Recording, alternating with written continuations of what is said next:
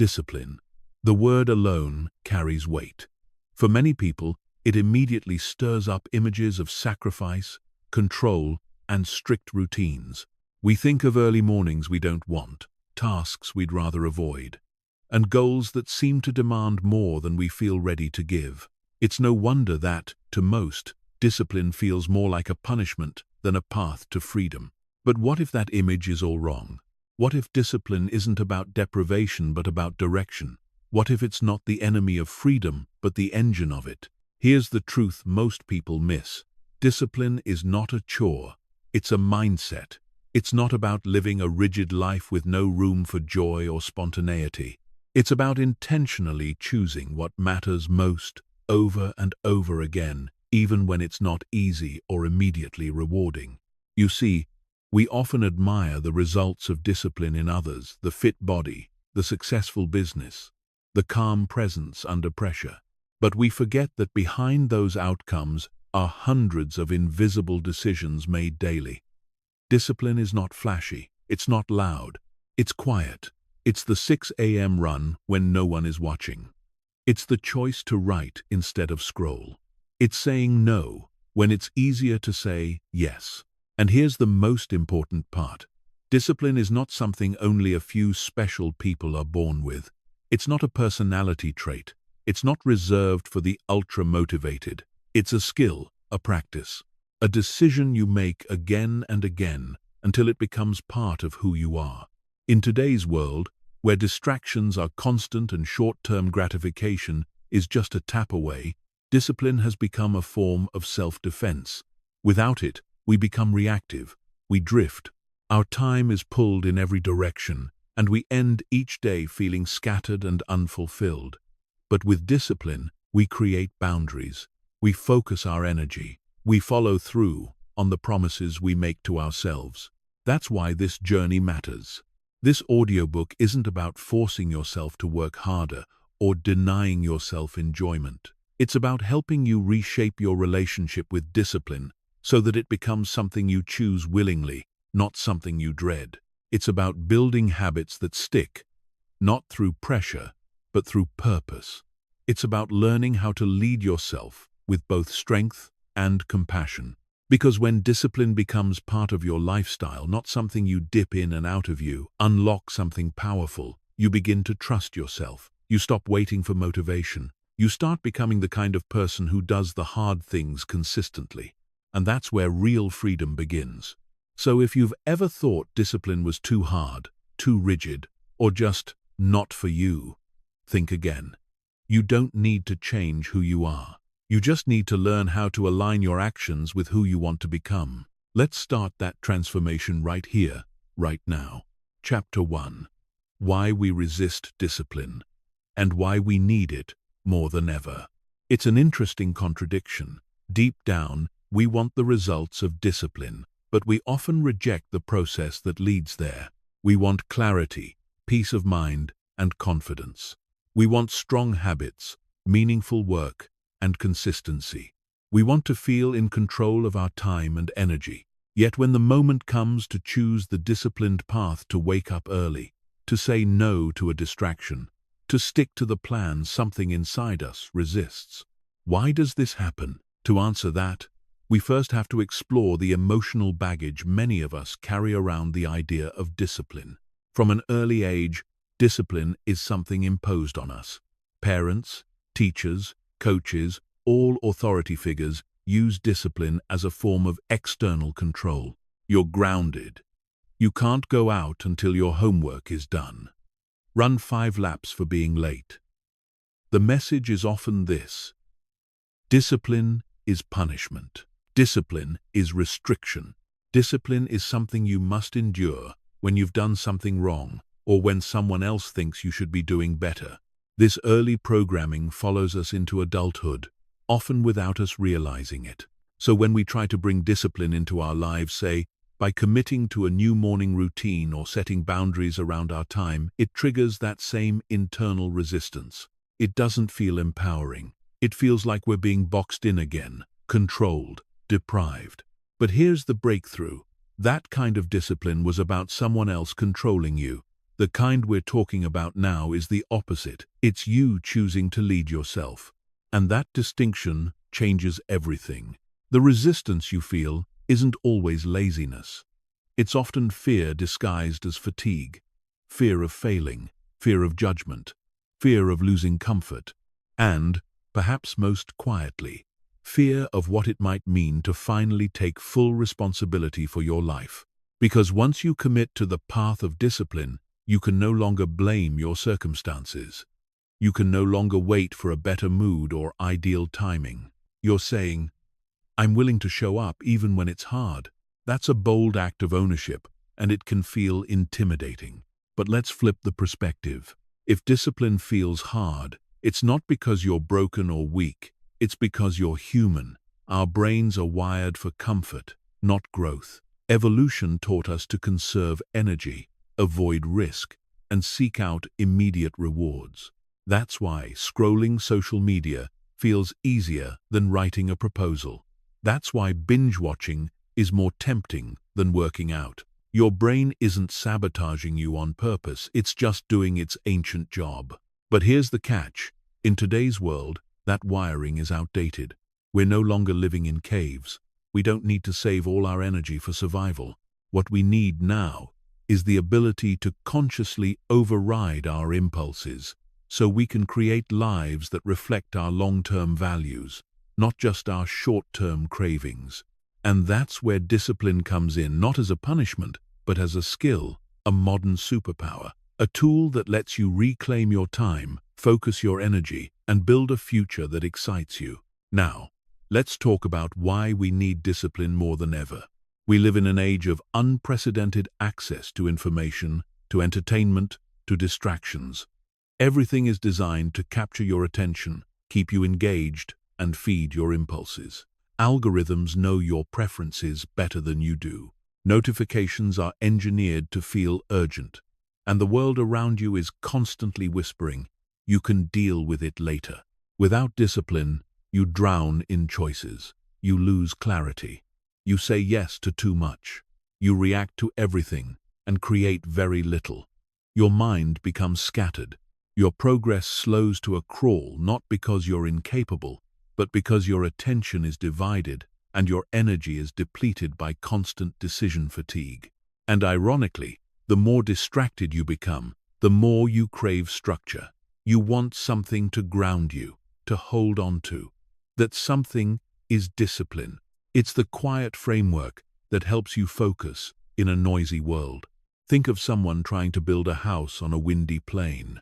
Without a solid foundation and structure, every gust of wind shakes the frame. It's the same with your life. Without discipline, every minor inconvenience, distraction, or emotional wave can knock you off course. But with discipline, you become steady, grounded. You're not immune to the chaos, you're just no longer ruled by it. And here's a truth worth remembering. Discipline isn't about suppressing your emotions, it's about building a system that functions even when emotions fluctuate. Because let's face it, you won't always feel motivated. You won't always feel clear or confident. There will be days when you're tired, doubtful, or overwhelmed. The difference between those who succeed and those who don't isn't that the successful people always feel amazing. It's that they keep showing up anyway. They've built systems that carry them when motivation runs dry. They don't wait for inspiration, they create environments and habits that make action easier than inaction. This is why it's so important to stop thinking of discipline as something temporary like a challenge or a push. Instead, start thinking of it as something you're integrating into your identity. It's not what you do for 30 days, it's who you're becoming for life. And once you view it that way, the resistance starts to lose its power. Instead of telling yourself, ugh, I have to do this, you start saying, I choose this because it aligns with who I want to be. That simple mental shift makes discipline feel less like a chore and more like an act of self-respect. It's like brushing your teeth. You don't wake up thrilled to do it, but you also don't resent it. Why? Because it's part of your identity. You're someone who values hygiene and health. The action is automatic, Because the belief is solid. What if you saw writing every day that way? Or exercising? Or managing your money? What if it all became part of your identity, not just your to-do list? That's what turning discipline into a lifestyle is all about. It's not about gritting your teeth every day. It's about building a life where the things that matter happen automatically, because that's just how you live. So the next time you feel resistance, don't shame yourself. Don't call yourself lazy.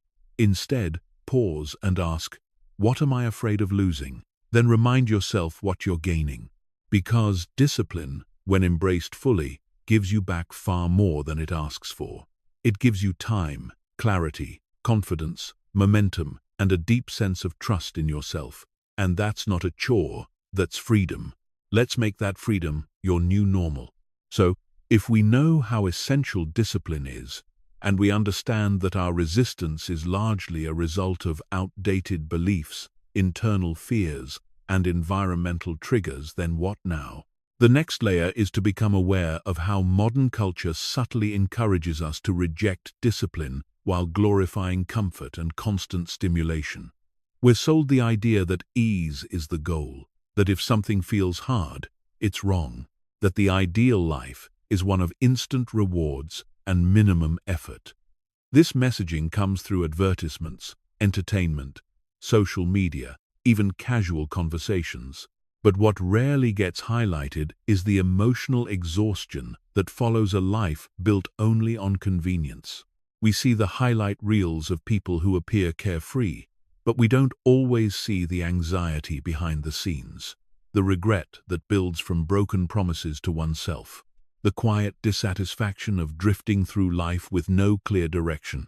When discipline is missing, there's often a deeper cost, the erosion of self-trust. Every time you say you'll do something and then don't follow through, not because you reassessed or changed course intentionally, but because you were pulled away by impulse, you chip away at your own credibility. And eventually, you start to doubt yourself. You hesitate to dream big because you're not sure if you'll actually take action.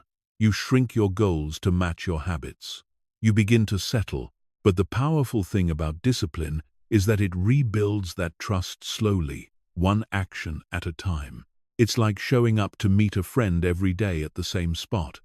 At first, you're not sure if they'll come, but then they start arriving on time. They keep showing up, day after day.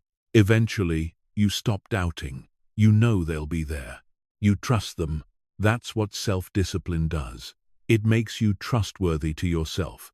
And that trust is what gives you the courage to pursue bigger dreams. Not just because you're optimistic, but because you've proven to yourself that you'll do the work, even when it's boring, even when it's inconvenient, even when no one is watching. It's important to say this too. Discipline doesn't mean living a joyless life or always doing the productive thing. It doesn't mean never resting or having fun. In fact, the most disciplined people often have more room for rest, creativity, and spontaneity because they've structured their lives around what matters. They're not constantly putting out fires. They don't live in panic mode. Their systems create space. Chapter 2. Discipline as identity, not just action. When most people think of discipline, they think of action. Waking up early, going to the gym, finishing a project, resisting temptation. It's seen as something you do or don't do. But here's the deeper truth. Sustainable discipline doesn't come from action alone. It comes from identity. It becomes who you are. Because when discipline is something you do, you have to keep choosing it. You have to wrestle with it every day. You ask yourself, do I feel like doing this? And often, the answer is no. But when discipline becomes part of who you are, you don't have to keep making the decision over and over again. You're not negotiating, you're embodying. You're not chasing discipline, you're living it. This shift from behavior to identity is one of the most powerful transformations you can make, not just in building habits, but in reshaping your entire life. Let's break this down with a simple example. Imagine two people trying to quit smoking. The first says, "No thanks, I'm trying to quit." The second says, "No thanks, I'm not a smoker." The same action saying no to a cigarette, but very different energy. The first person is still identifying as someone who smokes, but is attempting to change their behavior. The second person has already shifted their identity, and the behavior naturally follows. This principle applies to everything, including discipline. If you see yourself as someone who's bad at sticking to routines, or someone who always procrastinates, you'll struggle to act in disciplined ways even if you try really hard. Because deep down, your identity will sabotage your actions. Your brain doesn't like to act out of alignment with who you believe you are. But when you start identifying as someone who keeps promises to themselves, someone who follows through, or someone who does the hard thing when it matters, everything begins to change. You stop asking, "Can I do this?" and start affirming, "This is who I am." That's not to say the actions will become effortless, but they'll become natural. And that's what matters most in turning discipline into a lifestyle. So how do you actually shift your identity? It starts small. Identity is not built in grand declarations. It's built in repeated evidence. Every time you act in alignment with the person you want to become, you cast a vote for that identity. One morning workout, one healthy meal, one deep focus session, one finished task. These are all small votes that say, "I am this kind of person." Over time, those votes add up, and the identity begins to take root. It's not about being perfect. You don't have to win every vote. You just have to win more than you lose. And the beautiful part is that once your identity shifts, motivation becomes less relevant. You don't need to hype yourself up. You don't need to rely on constant external reminders. The action simply reflects your self-concept. You go for the run not because you're forcing it, but because you're a runner. You finish your work not because you're pressured, but because you're someone who finishes what they start. You meditate not because a productivity book told you to, but because you're someone who values clarity and presence. When discipline flows from identity, it stops feeling like resistance. It starts to feel like alignment. But here's something important. Identity doesn't just come from action, it also comes from language. How you talk to yourself matters. When you constantly say things like, "I always mess this up," or "I'm not a disciplined person," your brain absorbs that as truth. You're programming yourself to believe in limitations. And once a belief is in place, it's hard to act outside of it. But when you intentionally change your self-talk even before you fully believe it, you start to create a new mental environment for growth. Try saying, "I am becoming more disciplined every day. I am the kind of person who shows up, even when it's hard. I follow through on what I say I'll do. I am consistent, focused, and reliable." These are not empty affirmations. They are directional beliefs. You're telling your mind which way you're headed. You're laying mental tracks for the behavior you want to repeat. And the brain is highly suggestible. It starts looking for evidence to support what you tell it. So give it something empowering to believe in. Now, let's talk about the power of identity anchors, the behaviors, routines, and symbols that reinforce who you are becoming. For example, a writer may keep a notebook with them at all times. A focused entrepreneur may design their workspace to be distraction-free. A health-conscious person might always carry a water bottle or prep meals ahead of time. These are not just functional, they are symbolic. They reinforce the identity. You can do this too. You can create small rituals that anchor you to the identity of a disciplined person. It could be making your bed first thing in the morning. It could be tracking your habits with a simple journal. It could be setting aside 15 minutes every day for undistracted focus. The point is to surround yourself with cues that remind you who you are becoming. You might even use visual reminders like a post-it on your wall that says, "I follow through," or a background on your phone with a quote that speaks to the identity you're building.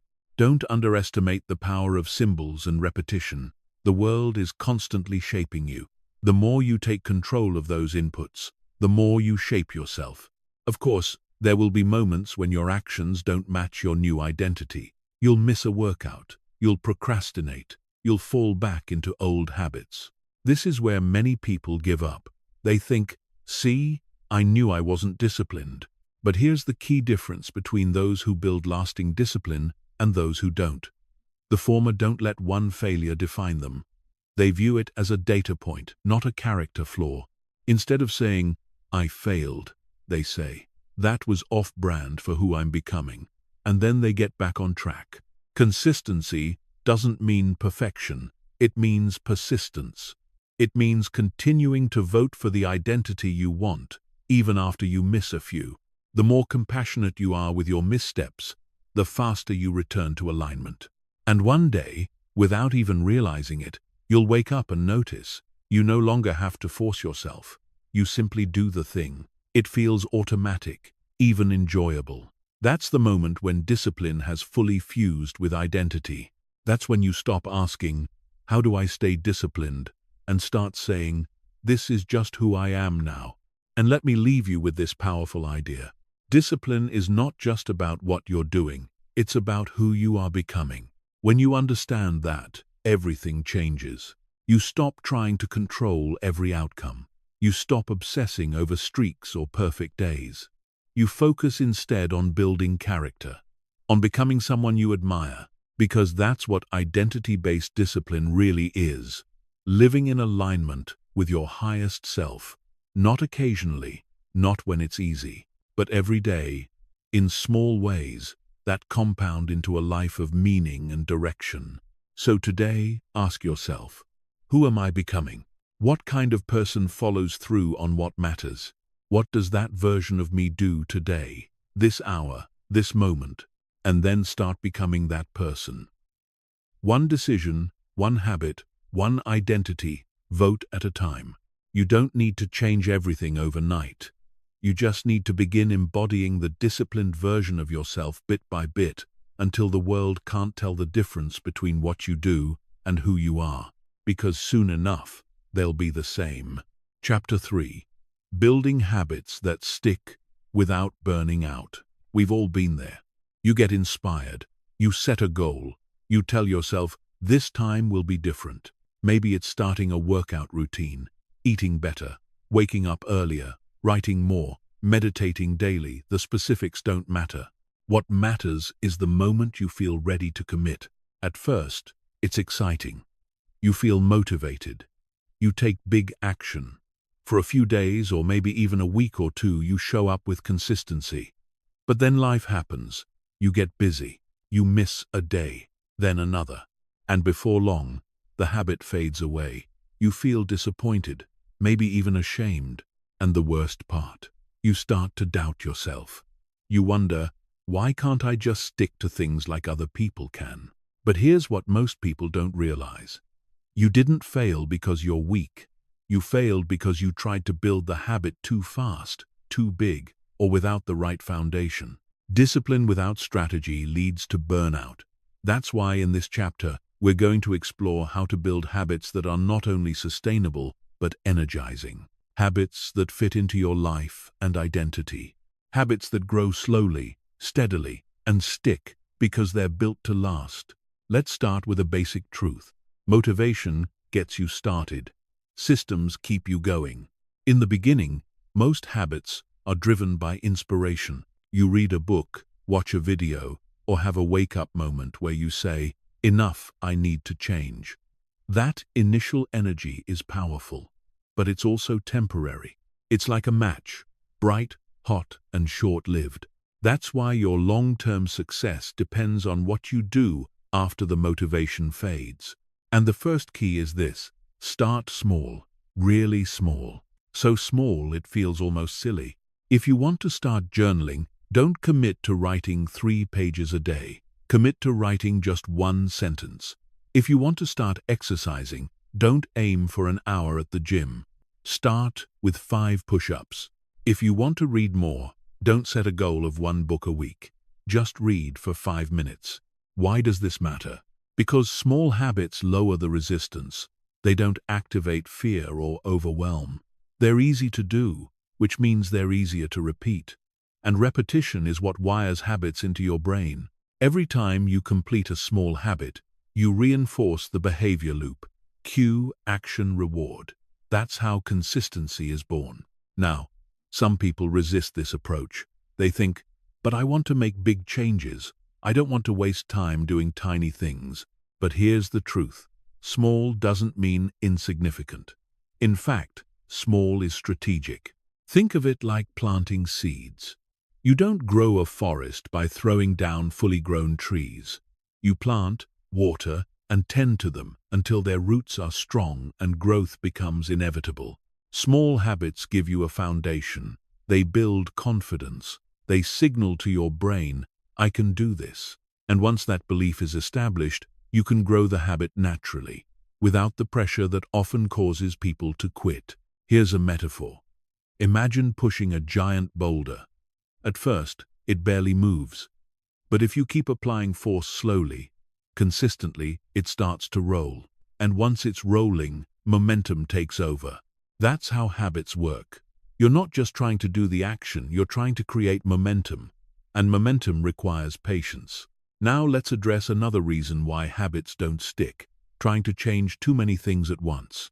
When you attempt to overhaul your entire life, start a new diet, wake up early, work out daily, meditate, journal, drink more water, track every hour, you're setting yourself up for exhaustion. Why? Because each habit requires decision-making, energy, and adjustment. When you stack too many at once, you overwhelm your system. Change is a stressor, even when it's positive. Your brain needs time to adapt to new routines. That's why the most disciplined people often master one habit at a time. They focus, stabilize, and then build from there. If you're starting from scratch, pick one keystone habit, something simple that has a ripple effect. For example, going to bed at the same time every night improves energy, focus, mood, and productivity. One habit, multiple benefits. Once that habit becomes second nature, you'll have more capacity mentally and emotionally to take on the next one. Another critical factor in making habits stick is environment. We tend to think of discipline as something purely internal, a battle of willpower. But the truth is, your environment either supports or sabotages your efforts. Let's say you want to reduce screen time, but your phone is next to your bed, notifications are always on, and your favorite apps are front and center. In that environment, you're constantly triggering the craving. Now, imagine instead, your phone stays in another room at night. You use an old-fashioned alarm clock. You keep a book on your nightstand instead of a screen. That environment makes your desired habit easier and your old habit harder. The principle is simple. Design your environment to make the right choice the easy choice. If you want to eat healthier, prep your meals ahead of time. Keep fruit visible. Remove junk from your space. If you want to work out, lay out your clothes the night before. Choose a gym that's close to your home or office. If you want to write every day, keep your journal open. Turn off Wi-Fi. Set a 5-minute timer. Small changes in environment lead to big changes in behavior. Because you're not relying solely on willpower, you're reducing friction. And the less friction you face, the easier it is to be consistent. Let's talk about habit tracking, a simple tool that reinforces consistency and keeps you motivated over time. Habit tracking is exactly what it sounds like. Writing down when you complete a habit. You can use a notebook, an app, a wall calendar, anything that lets you visually see your progress. Why does this help? Because it creates accountability even if it's just to yourself. It also gives you a clear record of success. On the days when you don't feel like showing up, your habit tracker reminds you, I've already done this 12 days in a row. I'm not breaking the streak now. That sense of momentum is powerful. It activates your identity, builds pride, and fuels further action. But here's the key. Track with flexibility, not perfection. If you miss a day, don't spiral. Don't tell yourself the habit is ruined. Just get back on track the next day. The goal is consistency, not unbroken streaks. And finally, let's talk about enjoyment. One of the biggest myths about discipline is that it has to feel like suffering. that if you're not grinding or struggling, you're not doing it right. But the opposite is true. The more you enjoy the habit, the more likely you are to sustain it. If you hate the gym, try dancing, walking, or swimming. If you struggle to write in silence, try ambient music or dictation. If journaling feels boring, turn it into a voice memo. Your brain craves positive reinforcement. If you associate your habit with something you enjoy, your mind will want to come back to it. And this doesn't mean the habit has to feel thrilling all the time, but it should at least feel rewarding either during or after the action. You can also stack habits with rewards. For example, listen to your favorite podcast only while running, or sip your favorite tea while journaling. This kind of temptation bundling makes the habit more attractive and sustainable, because ultimately, the habits that last aren't the ones that demand the most effort. They're the ones that feel like part of who you are and fit naturally into how you live. So if you want your habits to stick without burning out, remember this. Start small. Focus on one thing at a time. Design your environment for success. Track your progress, not perfection. Infuse enjoyment wherever possible. Most importantly, give yourself time. Habits are not instant. They're cultivated. They're earned. They're woven into your life through patience and persistence. And over time, they become the framework that holds your highest self in place. Because discipline is not about controlling every part of your life. It's about creating the systems that allow you to show up with consistency, confidence, and ease. So start today, plant the seed, water it daily, and watch your new identity take root one small, sustainable habit at a time. Chapter 4. Discipline is not motivation, it's a system. Motivation is like the weather, bright and energizing one day, overcast and gloomy the next. You can't always count on it to show up when you need it most. And if you've ever relied on motivation to stay consistent, you've probably experienced how fleeting it really is. One day you're fired up, ready to conquer your goals. The next day, you're hitting snooze, doubting your resolve, and telling yourself you'll start tomorrow. This is where most people get stuck. They believe that successful, disciplined individuals have something they don't, a secret well of motivation they tap into every morning. But that's not true. The truth is, disciplined people don't rely on motivation, they rely on systems. They've built structures, routines, and environmental cues that carry them forward, regardless of how they feel. They've designed their lives in a way that minimizes friction and removes decision fatigue.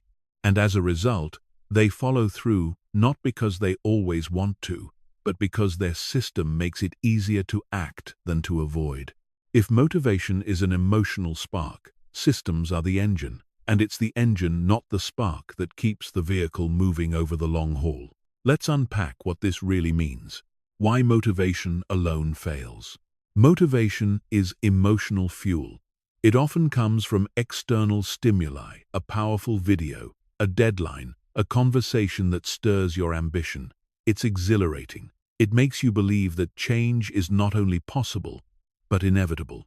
But motivation also fluctuates.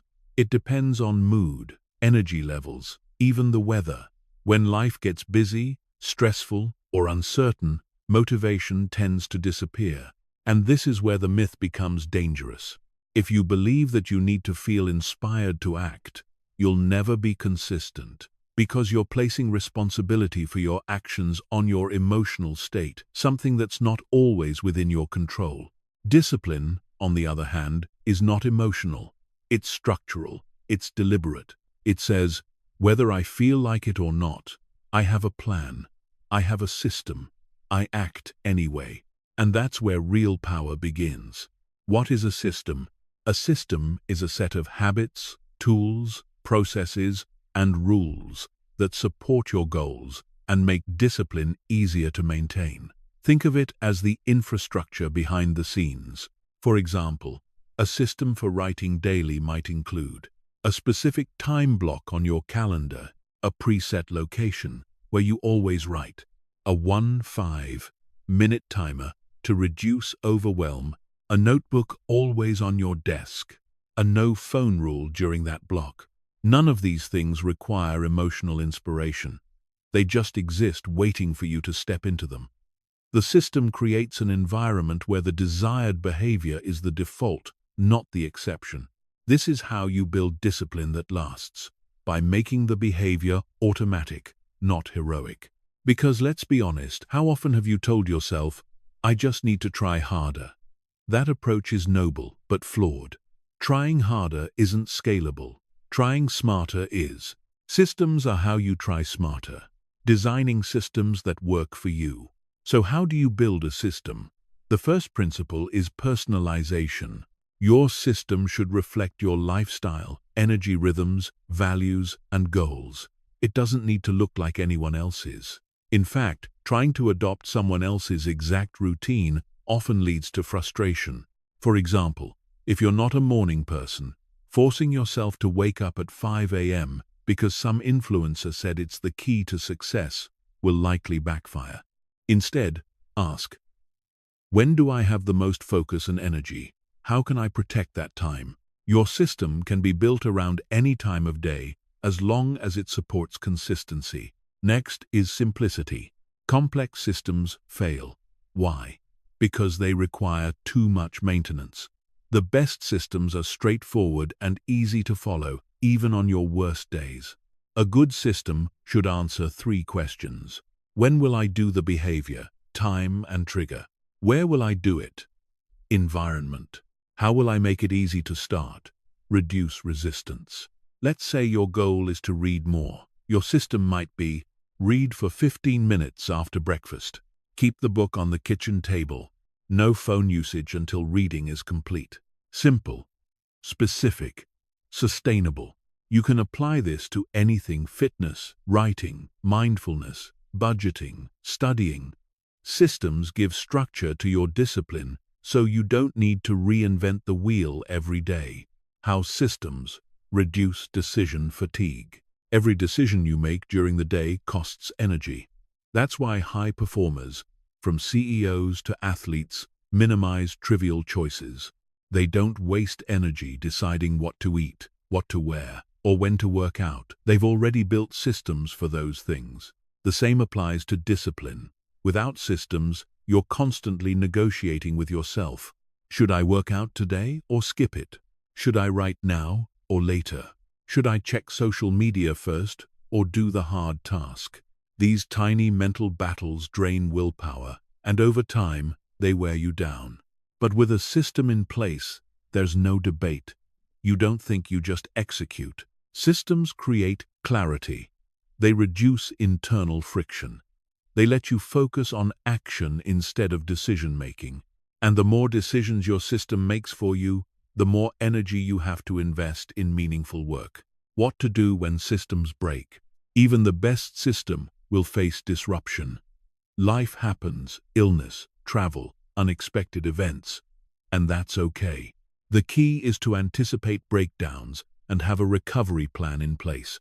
Think of your system like a train track. If a tree falls on the track, the train doesn't stop forever. The track gets cleared, and the train continues. Here's how to build in resilience. Have a minimum version of every habit. If you can't do your full workout, do 10 minutes of stretching.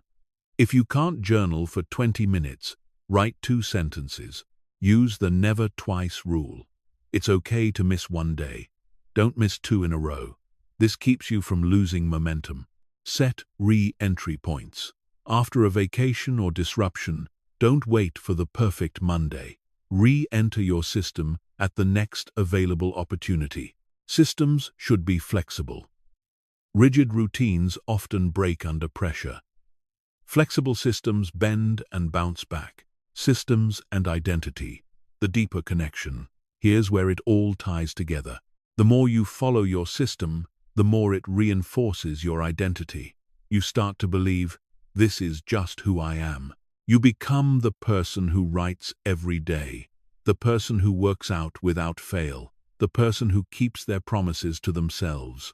And the beauty is, the more your identity aligns with your actions, the less effort it takes to stay disciplined. Because you're no longer performing a behavior, you're living it. This is why systems are so powerful. They transform discipline from an act of willpower into a way of being. They make success inevitable, not because you're superhuman, but because you're strategic, taking action, building your first system. Let's wrap this up with something practical. Pick one habit you want to improve, just one. Then build a simple system around it. Name the habit clearly. For example, write for 20 minutes each morning. Anchor it to a trigger. For example, after making coffee. Reduce friction. For example, keep laptop open on desk. Track your progress. For example, habit tracker or journal. Have a backup plan. For example, if I miss the morning, I'll write at lunch. Don't overthink it. Don't overbuild it. Just make it repeatable. Then execute, day by day. Let the system work for you, even when motivation doesn't. Because in the long run, it's not the most motivated person who wins. It's the most prepared. It's the person with a system. Discipline is not a magical force you're born with or without. It's not about waking up every day feeling inspired. It's about designing your life in a way that makes the right action automatic. When you embrace this truth, everything changes. You stop waiting for motivation. You stop blaming your mood. You stop chasing inspiration. And you start building the system that builds you. Chapter 5. The inner voice that shapes your discipline. There's a conversation happening in your mind every single day. Sometimes it's loud and obvious, like when you psych yourself up to tackle a tough task or scold yourself for missing a deadline. Other times, it's quieter, subtle, running in the background like a constant hum. But make no mistake, it's always there. And the tone of that inner voice? It matters more than most people realize, because your inner dialogue doesn't just comment on your behavior. It shapes your behavior. It influences your beliefs. It determines whether you bounce back from setbacks or spiral into self-doubt. And when it comes to discipline, that internal voice can either be your greatest ally or your biggest obstacle. Let's explore why. Self-talk. The silent driver of action. Think back to a time when you fell short of a goal. Maybe you skipped a workout, broke a promise to yourself, or abandoned a habit after a few days. What did your inner voice say? Did it respond with understanding and encouragement? Or did it come down hard, calling you lazy, undisciplined, or hopeless? That response is more than just emotional. It's instructional. Your inner voice teaches your brain how to interpret struggle. If your self-talk is harsh and judgmental, your brain starts associating effort and discipline with shame. And eventually, you'll begin to avoid the very behaviors you want to build, not because they're bad, but because you've made failure feel unbearable. In contrast, when your inner voice is compassionate yet firm when it says, "This was a slip, not a sentence. Let's adjust and keep going." You train your brain to see discipline as a safe, empowering path. One where failure isn't final. One where growth is always possible. This is not about coddling yourself or making excuses.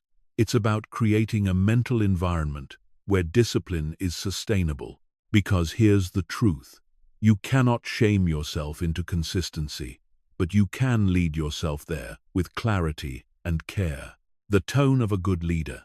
Think about the best leaders you've ever known, teachers, mentors, coaches, managers. The ones who inspired you, not just through their words, but through how they made you feel about yourself. What did they do? They believed in your potential, even when you didn't. They corrected you when necessary, but never crushed you. They held you to a high standard, but did it with respect and support. They made you feel capable. That's the tone your inner voice must adopt if you want discipline to last. You have to become your own coach, your own encourager, your own internal leader. This doesn't mean ignoring when you mess up. It means responding with intention instead of reaction. Instead of, "I'm such a failure," try, "This didn't go as planned. What can I learn? What needs to change?" Instead of, "I'll never be disciplined," try, "This is a skill I'm still developing. I'm further than I was before, and I'll keep going. This kind of self-talk is not weakness. It's strategic. It preserves your energy. It maintains your motivation. And it keeps your identity aligned with the disciplined version of yourself you're trying to become. Why harshness doesn't work, even if it feels right.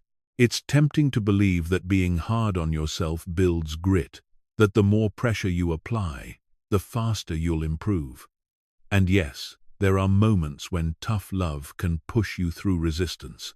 But over time, constant self-criticism becomes toxic. It turns discipline into a punishment. And no one wants to keep showing up for a punishment. Imagine trying to teach a child how to ride a bike. Every time they fall, you yell at them. You're terrible at this. What's wrong with you? How long do you think they'll keep trying? Now imagine the opposite. You encourage them. You help them up. You say, falling is part of learning. Let's try again. Which version builds resilience? You are that child, and your inner voice is the teacher. If it always responds with criticism, you'll start associating effort with fear. But if it responds with grace and guidance, you'll associate effort with growth. Long-term discipline isn't built on pressure. It's built on relationship. And the most important relationship is the one you have with yourself. Rewriting the script. If your inner voice has been harsh for years, don't worry, it can be retrained. The first step is awareness. Start paying attention to the way you talk to yourself during moments of difficulty. Write it down if you have to. Notice the patterns. Do you minimize your efforts? Do you catastrophize setbacks? Do you use language you'd never say to a friend?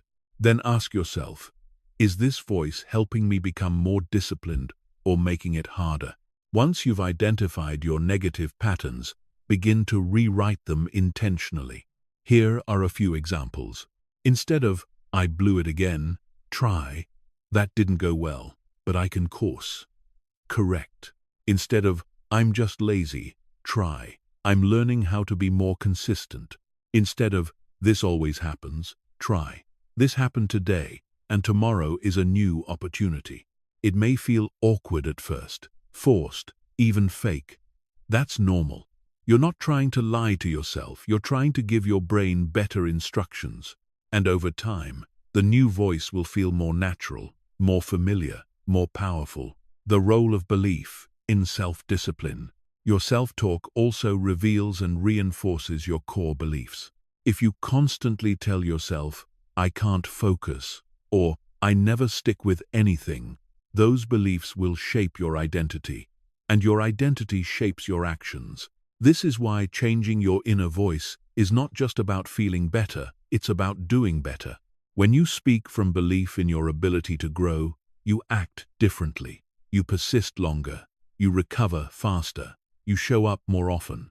And eventually, your actions reinforce your belief, and the cycle strengthens.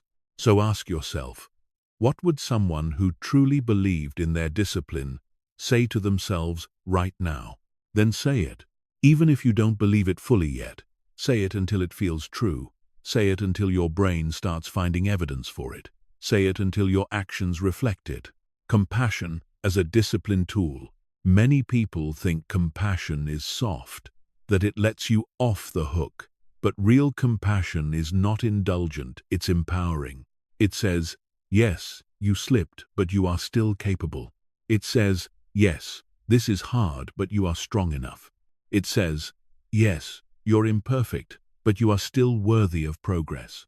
Compassion doesn't lower the bar, it lifts you back up so you can reach it. And when you integrate this into your discipline practice, something amazing happens. You stop dreading hard things, because you know that even if you stumble, you won't attack yourself. You'll regroup and move forward. This makes discipline feel safer. And when something feels safe, you're more likely to engage with it consistently. So if you've struggled to stay on track in the past, it may not be because you're undisciplined. It may be because you've made discipline emotionally unsafe. Change that. Make it safe. Make it supportive. Make it something you want to return to. That starts with your voice, becoming someone you trust. At the core of discipline is this: self-trust. Can you trust yourself to follow through, to recover after mistakes, to hold yourself accountable without cruelty. Every time your inner voice supports your growth, you deepen that trust. Every time you respond to a challenge with courage instead of criticism, you build character. And when you trust yourself deeply, discipline becomes less of a struggle, because you no longer doubt, you no longer delay, you no longer self-sabotage. You simply act in alignment with the person you believe you are. So today, begin listening, really listening. Is your inner voice helping or hurting? Is it building the foundation for discipline or cracking it? If needed, speak out loud, write it down, practice a new script, because the words you repeat inside become the reality you live outside. Let your voice be clear, consistent, and kind. Let it challenge you with belief. Let it lead you with compassion. Let it shape you into the disciplined, resilient, powerful person you were always meant to become. Chapter 6. Making discipline enjoyable. Yes, it's possible. To many people, the phrase "enjoy discipline" sounds like a contradiction. Discipline is often imagined as dull, restrictive, even punishing. It's the early alarm, the skipped dessert, the cancelled night out. Enjoyment, on the other hand, is often equated with freedom, spontaneity, and pleasure. So when we try to live a disciplined life, we assume we're signing up for delayed gratification at best and daily suffering at worst. But what if that assumption is completely wrong? What if discipline doesn't have to feel like suffering? What if, instead of being something we endure, discipline becomes something we enjoy? This shift isn't just possible, it's essential. Because the more enjoyable discipline feels, the more sustainable it becomes. And if you want lasting transformation, sustainability is the name of the game. Let's dive into how this transformation can happen and how you can make discipline a source of joy, not just effort. The myth of discipline as deprivation. The misunderstanding starts early. We're taught that discipline means saying no to junk food, to laziness, to distractions. So over time, we equate discipline with loss. Less comfort, less fun, less pleasure. But this is a surface-level view. In reality, discipline doesn't take joy away. It trades shallow pleasure for deep fulfillment. Yes, discipline may ask you to skip the short-term dopamine hit of scrolling endlessly, but in return, it gives you a sense of mastery. Yes, it might require you to push through resistance, but in return, it gives you pride and progress. Discipline isn't about having less joy. It's about choosing better joy. The kind that doesn't leave you drained or guilty afterward. The kind that aligns with your values, not just your impulses. When you start to experience that kind of joy, discipline stops feeling like a punishment. It starts feeling like self-respect, and that's when it gets fun. Finding joy in structure. Let's challenge another myth. That freedom means doing whatever you want, whenever you want. True freedom isn't the absence of structure. It's having the right structure, one that supports your energy, protects your time, and helps you live in alignment with your goals. Think about a well-designed city. The streets have lanes and signs. The lights are timed. There are systems in place. Do those structures make the city more restrictive or more livable? Discipline is the same. It's the structure that makes life work. And within that structure, there's space for creativity, spontaneity, even rest. The difference is that you're choosing those moments intentionally, not drifting into them by default. In fact, some of the most joyful, creative, and playful people you'll ever meet are also incredibly disciplined. Why? Because their systems give them the freedom to explore, knowing the essentials are handled. They're not overwhelmed by chaos. They're not constantly behind. And that peace of mind opens the door to enjoyment. Flow, where discipline and joy meet. If you've ever been so absorbed in an activity that time disappeared, you've experienced flow. It's a state of deep focus and enjoyment. It happens when you're challenged just enough, not too much, not too little, and fully present in what you're doing. Here's the secret. Discipline is the gateway to flow. You don't enter flow by accident. You get there by showing up consistently, even on the days when you don't feel like it. And once you're in the zone, writing, training, building, learning, joy takes over. It becomes effortless, even addictive. This is where discipline and enjoyment stop being opposites. They become partners. You discipline yourself to start, and enjoyment keeps you going. But you'll never reach that state if you're waiting to feel like starting. You reach it by acting your way into it, over and over, until showing up becomes second nature and enjoyment becomes part of the process. Designing discipline around what you love. Here's something people rarely talk about. Discipline is not about forcing yourself to do things the hardest way. It's about finding the most sustainable way. That means working with your preferences, not against them. If you hate running, you don't need to run to be disciplined. Maybe you dance, maybe you hike, maybe you box. The key is not to conform to someone else's version of what discipline should look like. It's to find the form of effort that resonates with you. Likewise, if you find writing difficult but love speaking, maybe your journaling habit is a voice memo. If you struggle with long workouts, maybe you break them into mini sessions. If you hate cold turkey habits, maybe you take a phased approach. You don't have to punish yourself to prove you're disciplined. You just have to commit consistently to what moves you forward. The more aligned your discipline is with your personality, values, and preferences, the more joyful it becomes. And joy leads to longevity, stacking enjoyment into habits. Another way to enjoy discipline is to pair it with pleasure, what behavioral scientists call temptation bundling. The concept is simple. Combine something you want to do with something you should do. Listen to your favorite podcast only while walking. Watch a show only after completing your writing session. Brew your favorite tea when journaling. Light a candle or play music while doing a focus session. These pairings send your brain a signal. This is a good experience. Over time, your brain begins to crave the routine, not just because of the reward, but because the routine itself has become emotionally satisfying. You're turning discipline into a sensory, emotional experience. And that makes it easier to repeat. Celebrating small wins. Too often, we delay joy until the finish line. We tell ourselves, I'll feel good once I reach the goal. But that mindset trains your brain to see discipline as a grind, to be endured, not a journey to be enjoyed. Instead, learn to celebrate the process. Finished a tough workout? Smile. Breathe. Acknowledge your effort. Wrote one paragraph? That's progress. Celebrate it. Said no to an impulse that would have pulled you off track? That's growth. Acknowledge it. You don't need confetti every time you act with discipline, but you do need recognition, a small yes inside, a moment of appreciation. Because when your brain connects discipline with positive emotion, it becomes easier to keep showing up. This also shifts the focus from outcome to identity. You're not just chasing results, you're reinforcing who you are becoming. Letting go of guilt, embracing rhythm. Enjoying discipline also means knowing when to pause.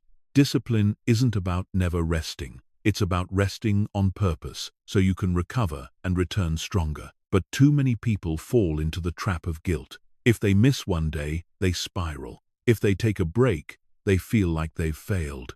But here's a mindset shift. Rest is part of discipline. Every high-performing athlete builds recovery into their schedule. Every great artist steps away from their work to regain perspective. Every system needs margin to breathe. If you want to enjoy your disciplined life, you need to give yourself permission to pause without punishment. When you view discipline as rhythm instead of rigidity, it becomes more humane, more livable, more real, because life will ebb and flow. So should your systems. Let your discipline bend so it doesn't break. Joy as a long-term strategy. Here's the truth. Misery doesn't scale. You might be able to force yourself into a routine for a week or even a month through sheer willpower, but eventually your nervous system rebels. You burn out. You lose interest. You resent the process. But when discipline is enjoyable, it becomes self-reinforcing. You want to return to it not because you have to, but because it feels good to live in alignment with yourself. And that's the deeper joy.